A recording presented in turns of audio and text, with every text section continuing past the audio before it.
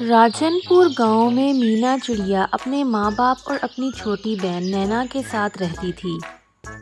مینا کے ابو سارا دن محنت مزدوری کرتے اور اپنے گھر کے اخراجات پورے کرتے، اور مینا کی ماں سارا دن گھر کے کام کاج کرتی تھی۔ مینا بھی اپنی ماں کے ساتھ گھر کے کاموں میں مدد کرتی تھی۔ مینا اپنے ماں باپ کی نیک اور فرمانبردار بیٹی تھی۔ وہ پڑھائی میں بہت اچھی تھی۔ مینا کے ماں باپ کی یہ خواہش تھی کہ مینا پڑھ لکھ کر ایک بڑی افسر بنے اور اپنے ماں باپ کا نام روشن کرے۔ مینا روزانہ اسکول سے گھر آتی، کچھ دیر آرام کرتی، اس کے بعد گھر کے کاموں میں اپنی امی کا ہاتھ بٹاتی اور پھر خود بھی اسکول کی پڑھائی کرتی اور اپنی چھوٹی بہن کو بھی پڑھاتی۔ ایک دن مینا کے ابو کو کام کرتے ہوئے شدید چوٹیں آئیں تو انہیں ہسپتال لے جایا گیا۔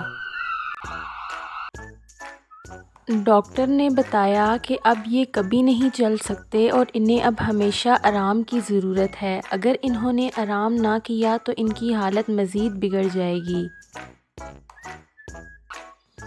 مینا کی ماں اور مینا بہت پریشان ہو گئی کیونکہ مینا کے گھر کی ساری ذمہ داری اور ضروریات مینا کے ابو پوری کرتے تھے، لیکن مینا اور اس کی ماں نے ہمت نہیں ہاری۔ مینا نے اپنی ماں کو مشورہ دیا، امی، کیوں نہ ہم مل کر سموسوں کا اسٹال لگا لیں اپنے گھر کے باہر؟ آپ بہت مزیدار سموسے بناتی ہیں، مجھے یقین ہے کہ آپ کے سموسے بہت زیادہ خریدے جائیں گے اور لوگ اس کو پسند بھی کریں گے۔ کچھ دیر سوچنے کے بعد مینا کی ماں نے حامی بھر لی اور اگلے ہی دن گھر کے باہر ایک چھوٹا سا اسٹال لگا لیا۔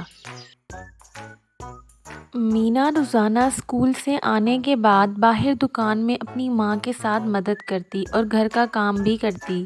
وقت گزرتا جا رہا تھا۔ مینا کی ماں کی دکان میں خریداروں کی بہت رش تھی۔ لوگ مینا کی ماں کے ہاتھوں کے سموسے بہت شوق سے کھاتے تھے۔ مینا کی ماں کی دکان پر ہر وقت رش ہوتی۔ دوسری طرف مینا اپنی پڑھائی میں دل لگا کر محنت کر رہی تھی۔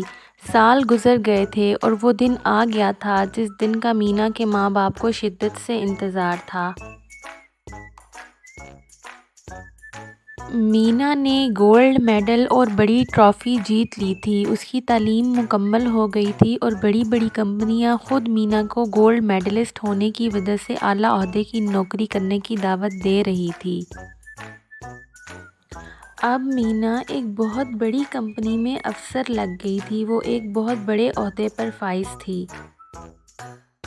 اب مینا کے گھر کے حالات بہت اچھے ہو گئے تھے۔ مینا نے پرانا گھر چھوڑ دیا تھا اور وہ اپنے ماں باپ کے ساتھ ایک نئے گھر میں شفٹ ہو گئی تھی۔ مینا کے ماں باپ بہت خوش تھے۔ دیکھا بچوں، چاہے جیسے بھی حالات ہوں، ہمت کبھی نہیں ہارنی چاہیے۔ خود پر یقین اور محنت جاری رکھنی چاہیے کیونکہ محنت میں عظمت ہے۔ مینا چڑیا کی اس طرح کی دلچسپ کہانیاں دیکھنے کے لیے ویڈیو کو لائک کریں، شیئر کریں اور چینل کو سبسکرائب کریں۔ Thank you.